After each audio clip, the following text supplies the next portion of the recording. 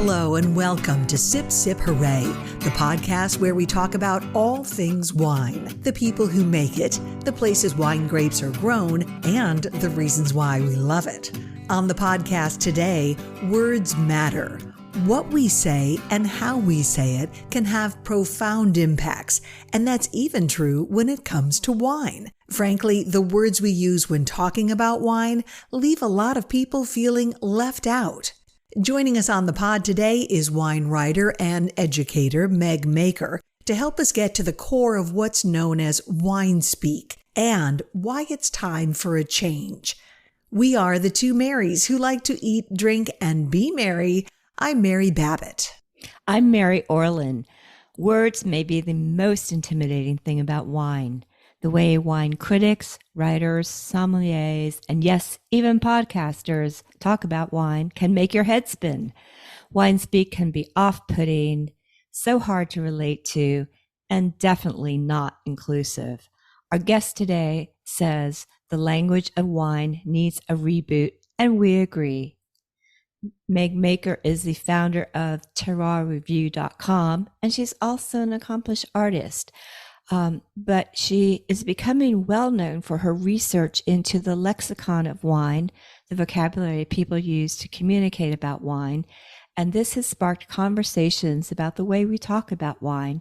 Today, she'll tell us how our current wine speak came to be and her efforts to bring about a more approachable way to talk and write about wine. Meg, welcome to Sip Sip Hooray. Thank you so much. I'm just so happy to be here. I really appreciate the opportunity. We are delighted to have you. And this is such a juicy topic. There's so much to dig into.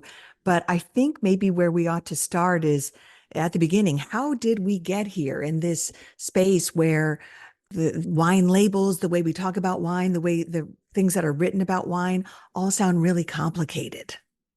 Yeah, I think that's really important to go back to that question of how we got here, because really understanding the current situation, it can be informed by so many different factors over the last 30 or 40 years in English language wine discourse. We all know about Robert Parker and the ascent of the very complicated, very evocative, rich and lavish tasting note.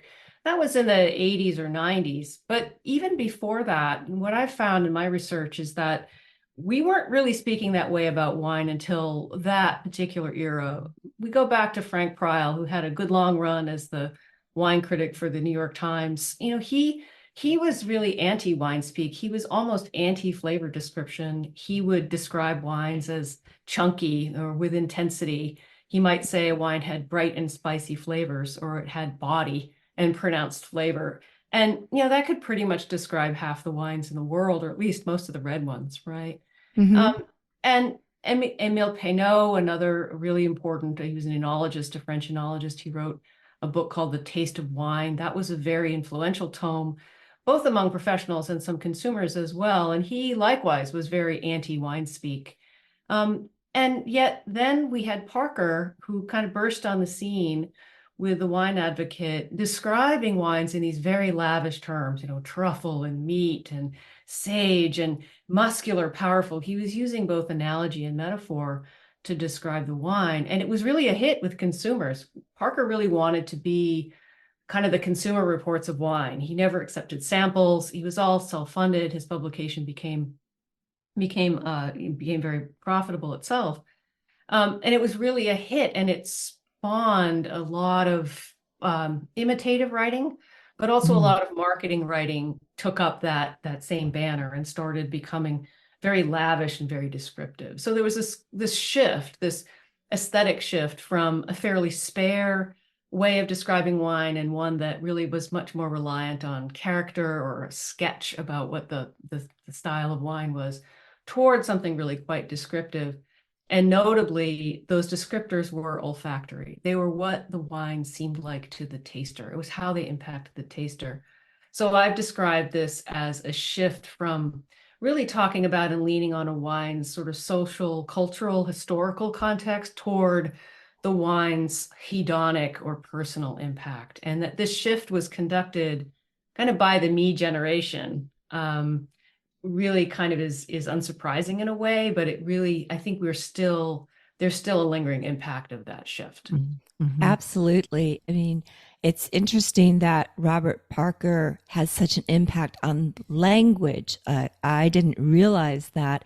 You know, he's known for the point system, the 100-point system that everybody uses now, and has also been critiqued widely and problematic.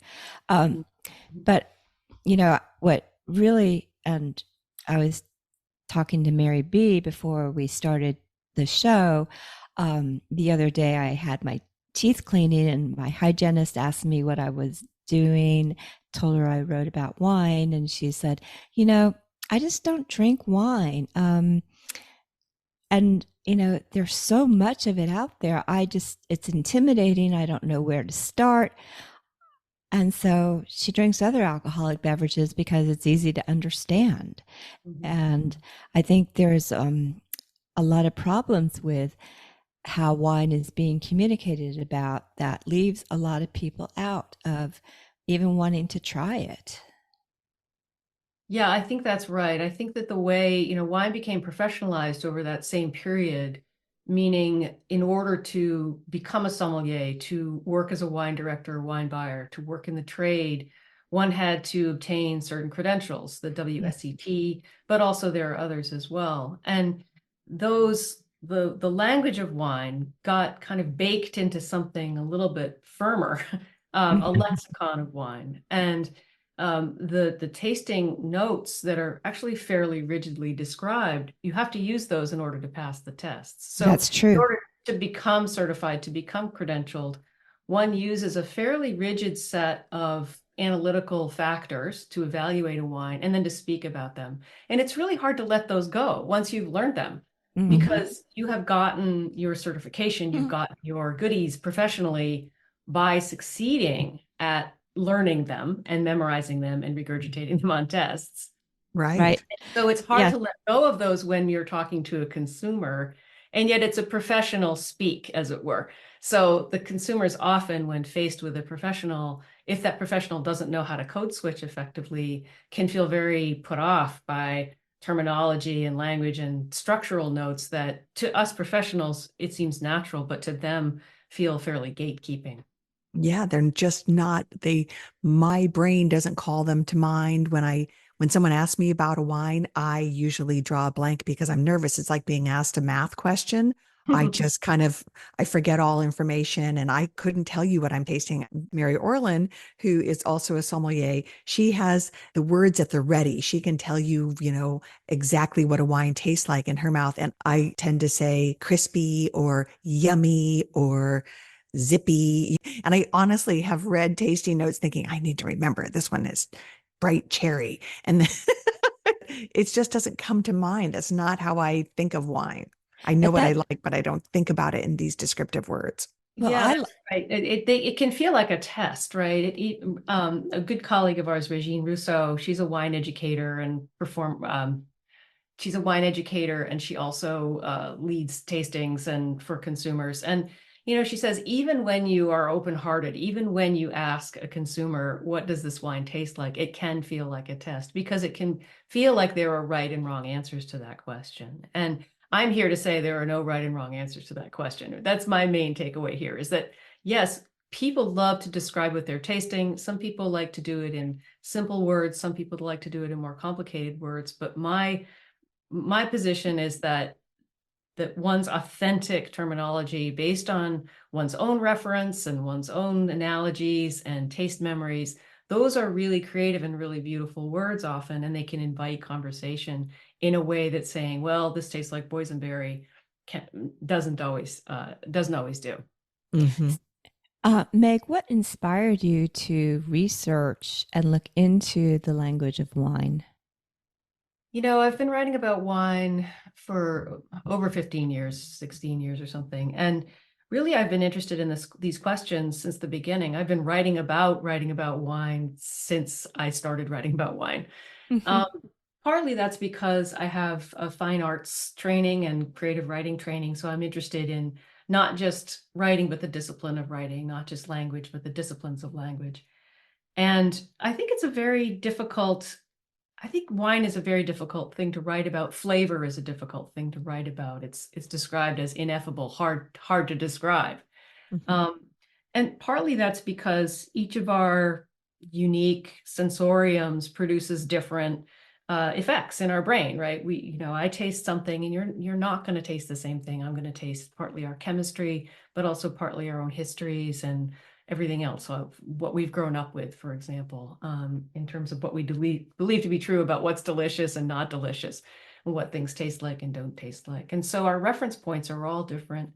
And so writing about wine in a way that allows me to describe what I'm tasting without making you feel that you should be tasting the same thing is something that I'm now on a mission to explore.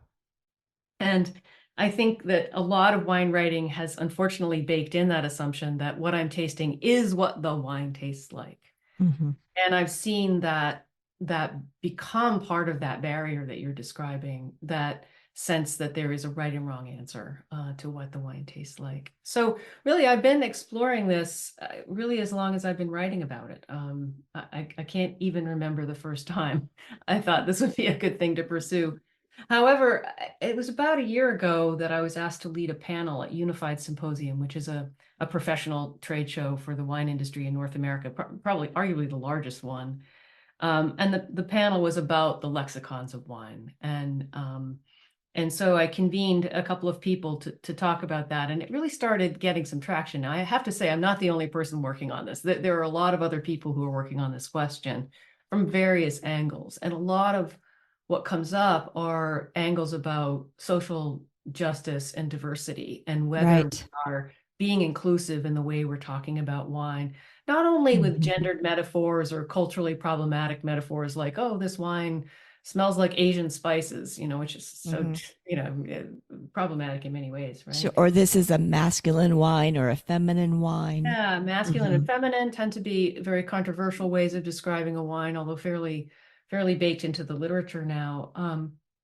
But also, I think, so there are some sort of social factors at play, but there are also just pure aesthetic factors and pure factors about, like, um, am I constructing a description of this wine that comes from a place of my own personality, and how can I own that description?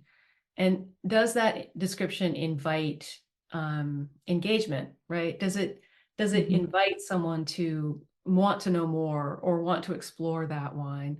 Um, my objective is not to market the wine. I don't care if you buy the wine or not. My Mhm. objective as Mhm. someone who likes to write creatively is to present factors about the wine that I think make the wine matter. And so I need to know a lot about the wine in order to do that. I need to not only understand, well, is this wine Cornas from, a Syrah from Cornas, or is this a wine from Syrah from the Central Coast? I need to understand a little bit about where it was grown and who made it and why they made it and where it fits into the sort of pantheon of wines. And then I need to produce my own response to that particular wine. It becomes much more complicated. And I've just actually published an essay on my site, Terroir Review, about this question of, well, when you're confronted with 12 Cornas, how do you disambiguate this? How do you Right. actually say this one's more meaty, this one's more floral? And does that even matter? I think I'm drifting away from your question a little bit, but I think that, That's okay. for me, I think that what I've done recently is I've de-emphasized the olfactory qualities, Mhm. which were really what professional certification programs have leaned on hard in the last couple of decades. You think about the aroma wheel, which was developed by Anne Noble. That was a hierarchy, a tiered hierarchy. It was 3 tiers, but it was arranged in a circle. So it was a wheel. It's called the aroma wheel. Right. But it was Mhm. really a tiered hierarchy of flavor. So there was fruit flavors, and then within that there was like citrus or berry or what have you. And then within citrus there was lime and lemon, etc. And Mhm. so Noble was really reacting to what she viewed as the imprecision of language that was becoming popular, like what Parker used. Parker, I actually admire Parker's lavish use of language because he was authentically writing his own sensorial notes. Like he was owning that it smelled like truffles to him, you know? Hmm. He wasn't worried about an established lexicon. He wasn't worried about ticking boxes. And the thing I know about writers to be, lawyers to be true, Parker was a lawyer, is that they're really good writers. They have to know how to make a case and argument in language. And he was really good at that. And so I actually go back and I read his writing, and if you're using more than 4 or 5 descriptors, it can get a little bit baroque and kind of laughable. And Sure. we've all seen those cartoons, Yes. you know, an insouciant little wine full of pretension. Yeah, no. But Yeah. at the same time, I think that, you know, what ended up happening was a reaction to that imprecision of language, and the aroma wheel first, but then the court of master sommelier, the WSET, systematic approach to tasting wine. Those all baked in these sort of very rigid lexicons, and you had to use those terms, as like I said before, in order to pass the exams. Absolutely. You had to commit so much to memory, and it does stay with you. I'm guilty of this, but I can say that I've been writing about wine for almost 30 years. I have yet to taste a gooseberry. Yeah, that's one that people do pick on, and because it's not a very common fruit, and it's certainly not if you live in Southeast Asia, you know, you're not Yeah. necessarily going to ever have tasted one. But I think Which the bring thing is that the bulk of these lexicons is really they're olfactory notes. They're flavor notes, but really when you taste a gooseberry, you're smelling most of the gooseberry. You're tasting the acid, it has an impact, and the sweetness has an impact. But really this hyper emphasis on the olfactory. So I've been trying to quiet that down, because I think there are much more interesting aspects of wine, and focusing on the olfactory is a sort of impoverished way of approaching describing a wine. Yeah, and it limits you to your own experiences, which is one of the questions I had for you. As a white woman, are you actively thinking about how do I make sure my descriptors, my message, my writing about wine is welcoming all people and understood by all people? And how do you get away from your own background and your own life experiences? Or does that matter? You mentioned just being kind of trying to be honest and personal about it. It just was a question that came up for me. I was just thinking, well, gosh, we don't want to be to exclude anybody, but as a white woman, how do I talk about this without sounding like a white woman? Yeah, I don't think I can talk about it without sounding like a white woman. I mean, I think I need to own my reference frame. I need to own that that's my reference frame, that my cultural history, my taste history, I happen to be a French Canadian immigrant into Maine, third generation. My mother grew up speaking French. Our cuisine was based on very northern kind of cucina povera, but it was actually, that's the Italian word. But it was basically poor people's food. You know, it was boiled Nice. meats and boiled cabbage and potatoes was really my heritage. We never had wine on the table. And so I have taste memory, and I have cultural experiences that inform how I approach all food writing. And I think that the key, Mary, you've put your finger on it, that we cannot escape our history, but we can be mindful that it is our history, that it is our reference frame. And so to that end, I don't assume that someone else has tasted what I've tasted. I don't assume that they are tasting what I am tasting in the glass. And at the same time as being, that ownership of my own, the personalization of my experience and owning my experience, I'm also simultaneously trying to work other channels where I'm researching what the experience is of other people and how they taste and think about and write about wine. So I have many examples that I've been tapping into to try to educate myself. Because when I learn about Jermaine Stone, for example, and what he's doing with wine and hip hop, and how he's bringing wine and like the street food together, and how he converses about that and his approach to it, it's not my approach, it's his approach. But I can learn from that. I can learn from what he's doing. Right. Gotcha. Mhm. Exactly. And so I see that many, many really interesting people are doing some really great work. There's been a lot of work on the Asian palate, it's called, or the Asian wine lexicons. Jeannie Cho Lee has done some work on this. There's been some other work that's been done to try to recast tasting terms using cuisine reference from Asia as opposed to from Europe, for example. So Jeannie Cho Lee, who's Master of Wine, she's a wine educator, works in Hong Kong and UK. She says, why should we use bacon as a reference in wine, like for Syrah from Cornas, for Mm-hmm. example, or Hermitage or something, when we have char siu? And she suggests, what about seaweed for, Mm. minerality in white wines? Like, I love that idea. I mean, that really opened my mind. Hmm. But she says, because she's also an educator, she says, well, okay, great, Chinese wine student, you're going to have to learn the standard lexicon as well as use these local cuisine Mm-hmm. references, because you're going to Sure. pass the test, right? Right, right. And there's the Asian lexicon, there's also South American, all the different cultures, and they're so different. And then, Africa too. And I know a winemaker, she is African American, and when she describes her wines, um, they're commonly descriptors of flavors, foods that she grew up with. And she also pairs her wines with more African influenced dishes. So I think there's a whole world that WSET, quartermaster sommeliers, standard wine language leaves out.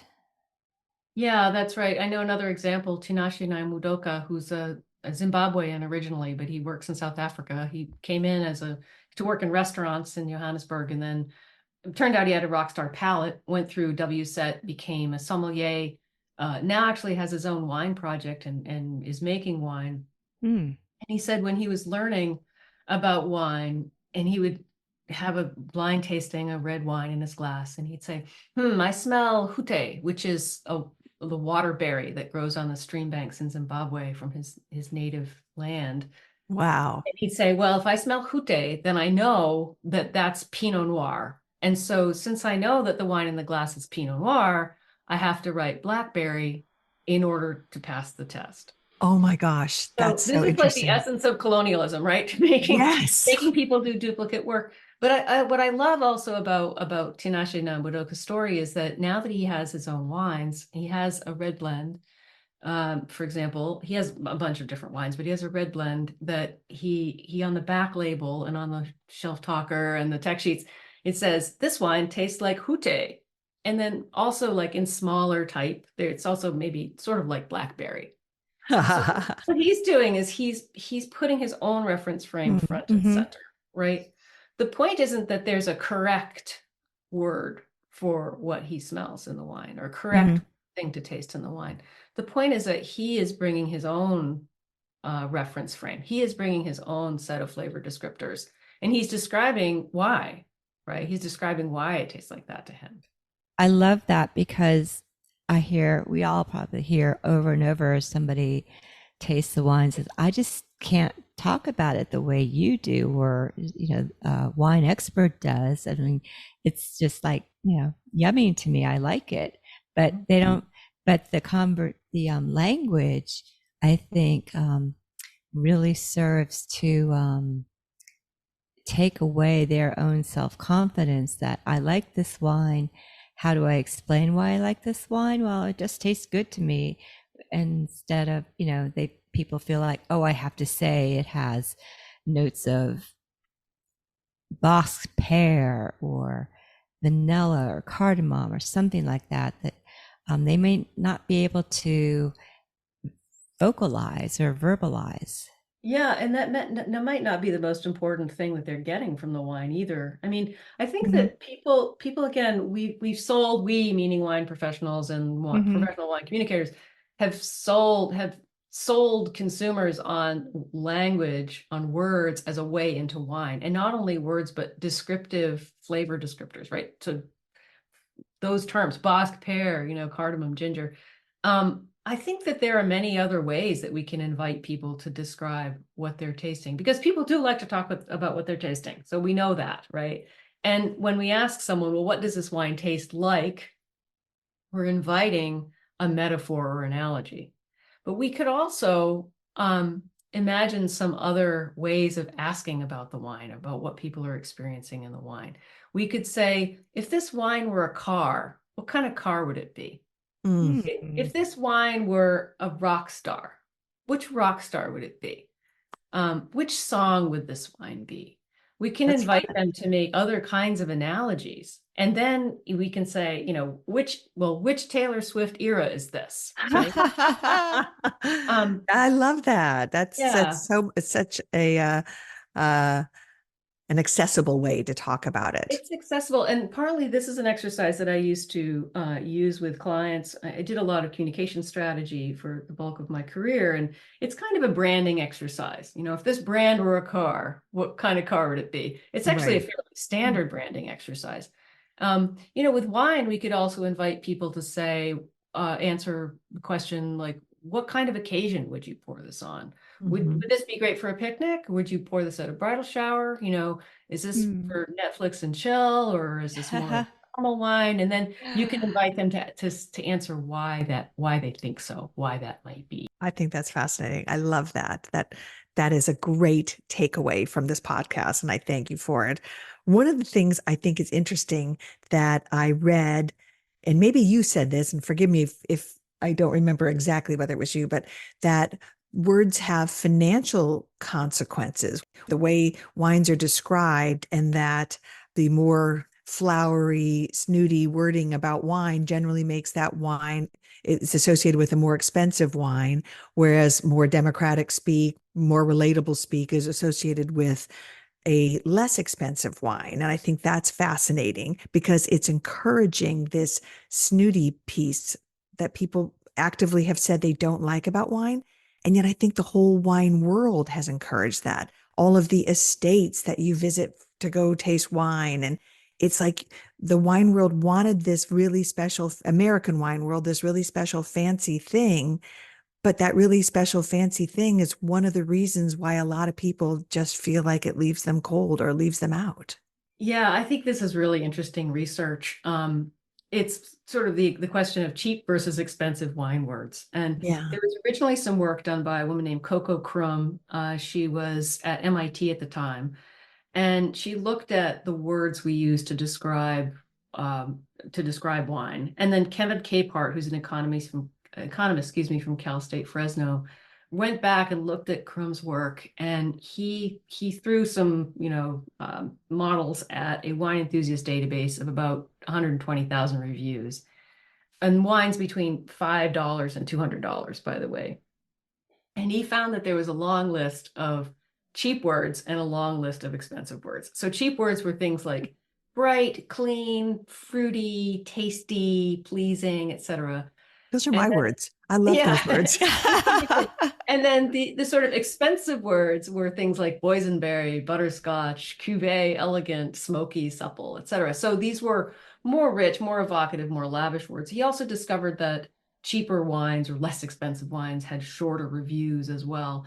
And it makes intuitive sense, right? Because we can't really, you can't imagine Robert Parker describing Haut-Brion as tasty. It just doesn't, we just don't see that. Um, Yummo. Yummo, exactly. Unfortunately, right? Because I think it is yummo, and our colleague Jancis Robinson has said, consumer, this is all for professionals, right? Consumers don't need these words. Consumers can say yummo. I mean, that is almost a paraphrase, direct paraphrase from Jancis, and Jancis is right in a way. What we've seen, though, there's a bunch of other really interesting research done by economists and marketing academics that show that these lavish use of terms has really been baked into our marketing strategies. So these words are repeated over and over. They're in the magazines, they're on shelf talkers. Our staff in an off-premise are going to use these terms, and then they do again kind of just keep adding sticks to that gate, between the consumer and the wine, and making them feel a little bit like, well, I guess I can't afford this wine because it has cigars, truffle, tobacco, and it's elegant and old world. Mm. Um, and I guess this wine also isn't for me because I might assume that a wine described as old world truffle and tobacco is like a wine that is associated with an old white male privilege, And Mm-hmm. that feels like Yeah. I can't relate to that wine at all. That's not who I am. That's not how I self-identify. Right. And even that term old world and new world is becoming controversial now. I've read some articles written by people saying, it's time to stop saying that. Yeah, absolutely. I mean, South Africa might be considered the new world, but it's a 350-year-old wine region, I mean, it's um, another thing that I like is to just encourage consumers to use whatever expressive modes really feel right to them. We've all got, a camera in our pocket. Well, what if you like this wine, like what does it make you think of visually? Like what image does it relate to? Or we all use emojis all the time. Maybe if Mhm. you're going to write your own tasting notes, you can just write a few emojis to yourself. And those might be flavor descriptors, a cherry and a blueberry, but it also might be a high-heeled red shoe, or Oh, yeah. it might be a steak, or it might be a fire emoji, or it might be like a thumbs up or thumbs down. Those pictures say a lot. And so I think encouraging people to explore nonverbal means of making notes to themselves and to others, I think is another way into this. Well, and that's another area that you've kind of been diving into, uh, using art as a way to talk visually about wine. Can you tell us about that? Yeah, thanks for asking about that. I also want to shout out to Sarah Heller, who is a master of wine. She went to school at Yale, which has a really great visual art program. She was an undergrad there. And she's a painter. She's an expressive painter, and she uses expressive paintings to describe wine. She's won awards, international awards for this work. Very interesting. You can look it up on Instagram. It's Sarah Heller MW is her Great. handle. So she's taking one approach there, doing more expressive or impressionistic descriptions of wine visually. There are also some other people like Elaine Chacon Brown has Right. done I more was going to mention cartoons. her. Yeah, Elaine is amazing. Marissa Finetti also does wine cartoons. Those more being a little bit more narrative or descriptive, excuse me. What I'm doing is something a little different. I've got a huge photo database so that no matter where I've been in the world, I take a lot of pictures. I'm very visual. I studied visual art actually as an undergraduate. I'm a painter and a studio artist. And so what I'm doing now is rather than use photographs to illustrate a region, a story, a place, or set of questions, I'm actually doing illustrative work. So I'm using the imagery that I gather to create, kind of sketches. So I first sketch based on what I've seen and what I've experienced, and then I'll do a fairly detailed drawing of the place, the people, the scene. So I just did a long set of visual essay on port wine, and really it was mostly images that I painted to describe certain aspects of port's past, present, and future. And it takes a lot of time. And I think I probably spent more time on the port visual essay than I spent on my entire master's thesis. It was Oh, wow. really a lot of work. But one of the things that I find is that when I'm doing this visual work, because I'm visually trained, it tends to do something in my brain to me. It tends to put me into a zone where I feel like it brings me far closer to my subject. It helps me understand the subject in a way that I didn't if I were just writing about it. It's another way of thinking. It's a thinking in pictures as opposed to thinking in words. And so Mhm. I find it's really beneficial for me. It's really personally meaningful. And whether that additional meaning actually comes through in the work for others is an open question, but it has been a really important step for me to take to reintroduce the visual production into the narrative production and see how they combine. I'm still pushing on it. I mean, I've only published a few of these long visual essays, but I have used drawings to illustrate other shorter pieces as well. Can you Um, verbally give us an example of how you would visually tell a story about or describe a wine? Yeah, it's not actually describing the wine, it's more describing the place and the people. Okay. So for example, I visited Montefalco, which is in Umbria last year at about this time for an anteprima of the Sagrantino Montefalco. And Umbria was very beautiful. I'd been all over Italy, but I'd never been to Umbria before. And it was just very rich and a very evocative place. And So the series of drawings I did wasn't really about the visual place as much. It was much more about the people I met. And so what I was trying to do was capture the people, their faces, their engagement with their wine, their engagement with their place. And so they're not descriptive tasting notes. I did, I think, include some tasting notes in that piece of wines I admired, but that wasn't the point. I wasn't centering on the wine, in other words. These visual narratives that I'm doing now don't center on the wine. They center on the story of the wine, the backstory of the wine, the people of the wine, the place of the wine. Interesting. So, Meg, has any of your research delved into the impact of AI on wine language? You know, I haven't really dug into AI as much in terms of what it's going to do to us or what it's doing to us in terms of language. I do know that there are a lot of researchers working on tasting note databases, and those researchers so far have been principally, they've been linguists, they've been economists and statisticians. I mean, I think AI is it's a large language model, right? Is so what I've seen from the current research is statisticians and those other kind of researchers looking at large data corpuses and seeing what they can learn. With large language models, what we see is we have a huge data corpus of tasting notes, for example, and the AI is going to learn what what and how to say things about wine based on that model. So it's not such a different leap from what researchers have done by building models to go and look at databases, right? So, but it is a bigger corpus. If you're using every tasting note that's ever been published on the web by a professional or an amateur, you're going to come up with a set of principles that the AI can derive from that, right? But what the AI derives is only as strong as the data corpus. Right. And it's only as diverse as the data corpus.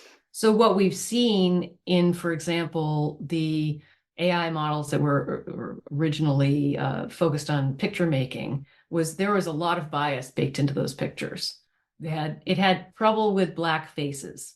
It had trouble with certain forms and figures because there was a lot of porn on the internet, right? There's a lot of porn on the internet. And that was the basis, right?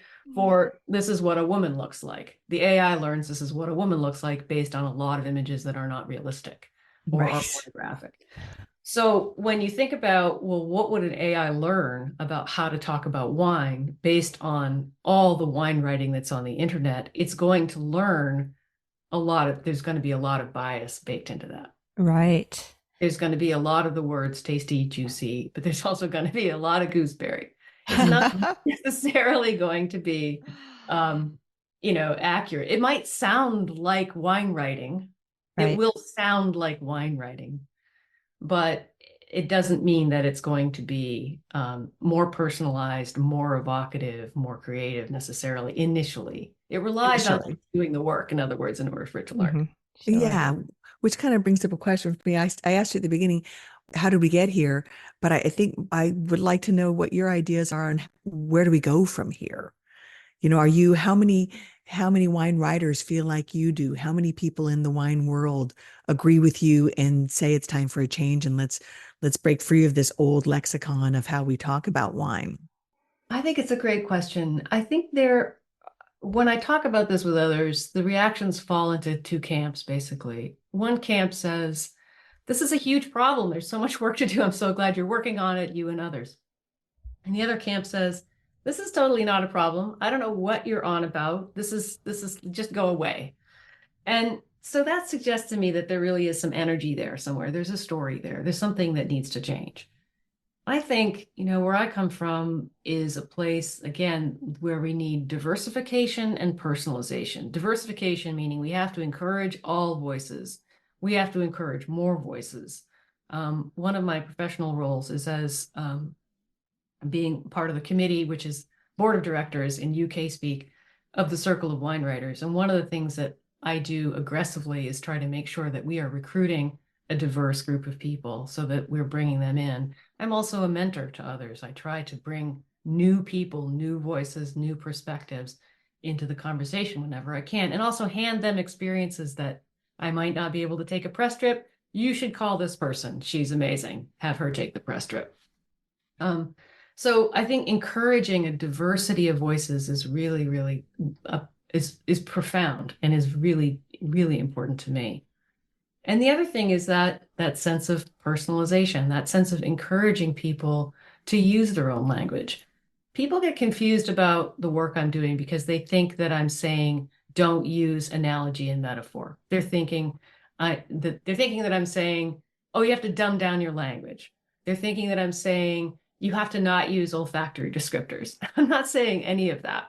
I'm saying use your own and then foster that in other people's work as well.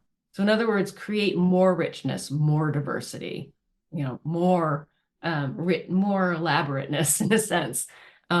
Because we do that, we invite that for fine art, talking about fine art, we invite that for talking about cuisine, we invite it in a lot of other areas, literature. I think we need to do the same for wine and get out of those strictures of codified tasting lexicons or the expectation that we're all going to use them. Absolutely. Or understand them even, Yeah. and drive toward more diversity, more personalization, and more like personal sensibility, bring personal sensibility to an experience of wine. Absolutely. And hopefully this will be a step in the direction of making people feel much less intimidated about wine, whether they're trying to figure out what to buy from the supermarket shelf or order from a wine list. Yes. And I'm a huge fan of this whole notion, as someone, as I said at the beginning, has really suffered from not having the words at the ready and not being able to say why necessarily I like a certain taste. I just do. So I thank you for making it more democratic, less intimidating. And Meg Maker, thank you so much for this thoughtful and thought-provoking conversation. I believe your work is genuinely helping to bring new wine fans into the tent. And that's what it's all about, I believe. Those of us who love wine, we want others to share that enthusiasm. And I know the people who make wine, who work so hard to make wine, want everyone to share their love of it. Absolutely. Thank you so much. I really appreciate the opportunity to speak with you both. These were great questions, really hard questions. There's no right and wrong answer. But I hope that encourages some people, at least in a small way, to use their own language and their own talents to describe what they're tasting. Absolutely. And as you said, there is no right or wrong answer when it comes to talking about wine. Indeed. Well, Meg Maker, thank you again, and sip, sip, hooray. Cheers. Thank you. Well, I sure enjoyed that conversation with Meg, and I hope that it resonated with a lot of people, especially folks like me who maybe have felt like, the language of wine doesn't resonate with them. They can't relate to it, and it doesn't feel real to them. Exactly. And, I can totally relate to having the language ingrained in my brain by going through the training and the certifications and having to make the right answer to pass the exam. But I'm feeling emboldened to push that aside and figure out a better way to, talk about wine. And, like I always love to say this is great to sit by the pool or, on a picnic or something. I like to relate an experience, and I think I'll continue to do that. Yeah. And I even love when she talked about using emojis as a way to communicate about wine. We're so used to putting them in text to describe how we're feeling. Why not talk about wine with an emoji and give it a big thumbs up or whatever it's making you feel? Exactly. Perfect. Yep. And in our show notes, we will link to Meg's terroirreview.com and some of her writing if you want to explore what she's been saying about the language of wine a little bit more. Well, we hope you enjoyed the conversations today, and we hope you'll follow along and listen again. We are Sip Sip Hooray Podcast. You can find us on social media, and we invite you to subscribe to us on Substack, Apple Podcasts, and Spotify. Again, it's Sip Sip Hooray Podcast, and we so appreciate you subscribing, your ratings, your comments. All of it means a lot to us. Right. And be sure to visit our website, sipsiphooray.podcast.com, where you'll find our show notes, and you'll also find our past episodes in case you want to go back and binge on a few of them. All right, Mary Orland. Well, this has been fun. Looking forward to our next conversation. Me too. So sip, sip, hooray. Cheers to you, Mary Babbitt. Cheers to you, Mary Orland. Sip, sip, hooray.